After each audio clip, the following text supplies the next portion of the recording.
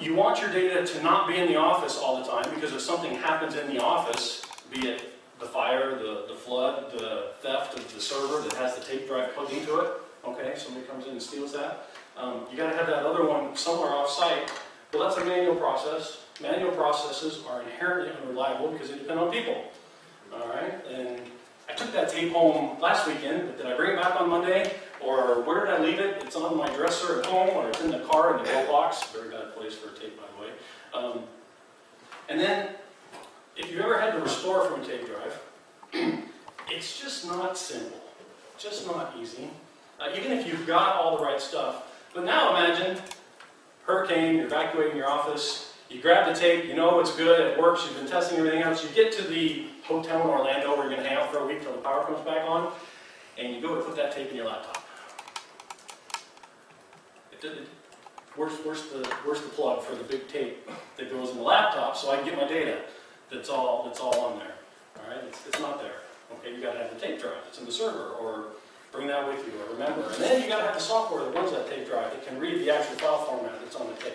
So a tape restore works great if you have all the original stuff, but it could be a challenging restore process to deal with tapes. There is a better way.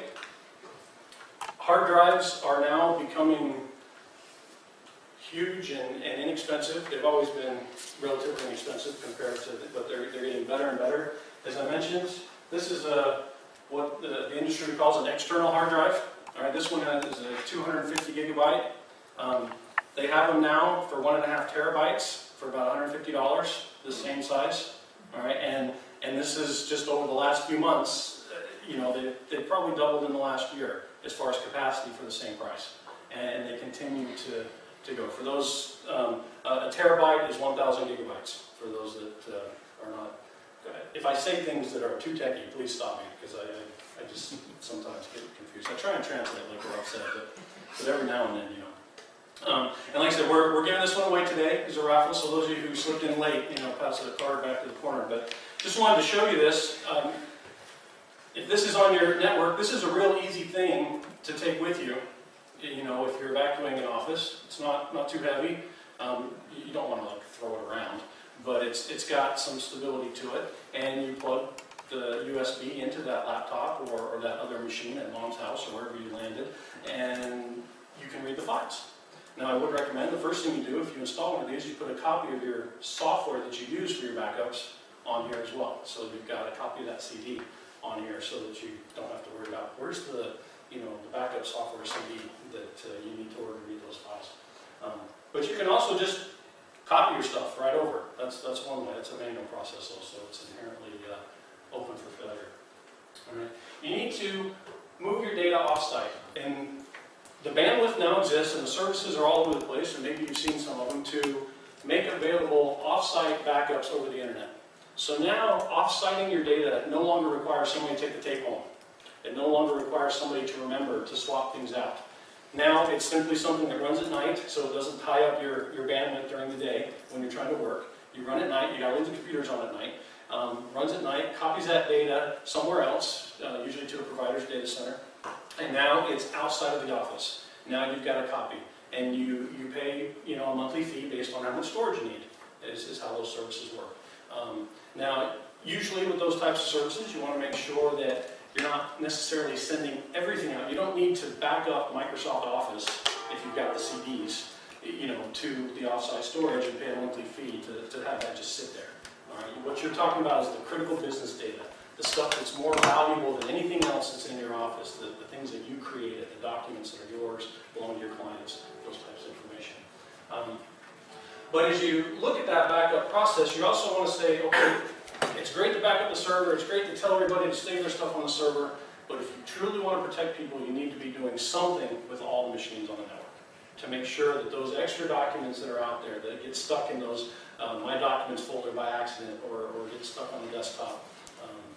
And there are ways to trick people into making you think it's a desktop, it's really not a server. But a lot of simpler networks don't have that level of sophistication. But to make sure you capture that, and then you need to have some type of a document in your disaster recovery plan that talks about how do I restore data, Even if that's, I call Blue Tangerine Solutions, here's the number. If that's the step, great, love to do that for you. But you need something in your disaster plan so people can remember, where is this stuff? Who knows how to access it? What software do I need to run? You know, who's responsible for taking care of that? And I would challenge you as a simple homework assignment today, because this is a real easy one. Go back to your computer, find some file that's not important, delete it, and then call whoever it is that's responsible for your backups and say, hey, I need the what's and such file. And see what happens. Okay? And see what happens. And make sure it's one you don't really need. Okay? Or make a copy somewhere else before you do that. Okay? And see what happens. Just a simple drill. And that's something you should actually do once a quarter. You know, I don't think you need to do every month, but you need to test and make sure that those backups are available, somebody knows how to get to them, and somebody can find them. And that is not something that takes 3 days, okay, to get that document. And that's just a simple little homework assignment. You know, now you don't have to turn in a report, and there will be no grades, and it will not be on the final. So, but we still recommend doing that. So you got great backups. Everything's happy there. You know your data's good. So now, in the midst of a challenging disaster type environment, how do you communicate? How are you able to keep up to date? How many of you have primary clients that are not necessarily local, that you deal with people outside the area? Okay.